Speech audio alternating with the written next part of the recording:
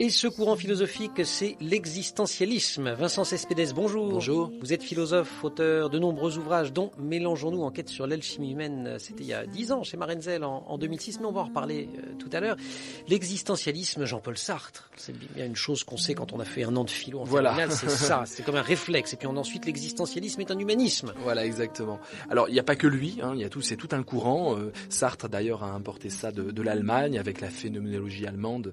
Et ça a été effectivement très à la mode dans les années 45-55 en France. C'est même lié à un lieu, tout simplement, à Paris, Saint-Germain-des-Prés. Existentialisme, on entend existence, et pour cause. Bah oui, l'idée de l'existentialisme, c'est simple, c'est que l'être humain n'a pas une essence. Il est ce qu'il fait, ce qu'il devient. Il est le résultat de son action dans la vie. Donc c'est l'existence qui précède l'essence. Et lorsqu'on est mort, finalement, notre essence est figée une fois pour toutes. Alors Sartre, il s'oppose un petit peu en cela à Freud, par exemple, parce que Freud nous enseigne que ce qu'on fait, on le fait parfois un peu contre son gré. On a une notion de dualité. Alors, le conscient, l'inconscient, le subconscient. Voilà. Alors Sartre n'est pas contre cette idée d'une mauvaise foi ou d'une mauvaise conscience. C'est-à-dire que je fais des choses, je peux avoir du regret, mais tout ça, ça se fait consciemment. Ce qu'il critique, c'est le côté censure de l'inconscient. C'est-à-dire, j'ai un inconscient qui est une chose en soi pour Freud, une sorte de démon intérieur.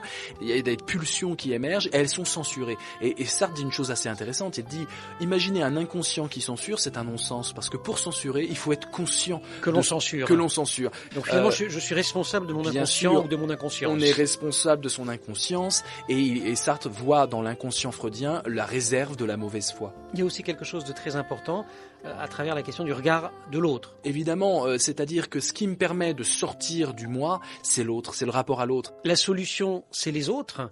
C'est aussi au cœur de Mélangeons-nous, enquête sur l'alchimie humaine, un de vos ouvrages. Bien sûr, la solution, on le voit bien dans ces temps d'obscurantisme, d'intolérance et de communautarisme, la solution c'est la mixité sociale, mais aussi une mixité identitaire. Je suis, du verbe être, tous ceux que j'ai aimés, tous ceux qui me font, et que ça soit l'identité française ou que ça soit l'identité individuelle, nous sommes un agrégat de toutes les rencontres enthousiasmantes et affectives que nous avons fait dans notre vie. Merci beaucoup, Merci. Vincent Cespedes. Vous êtes, je le rappelle, philosophe.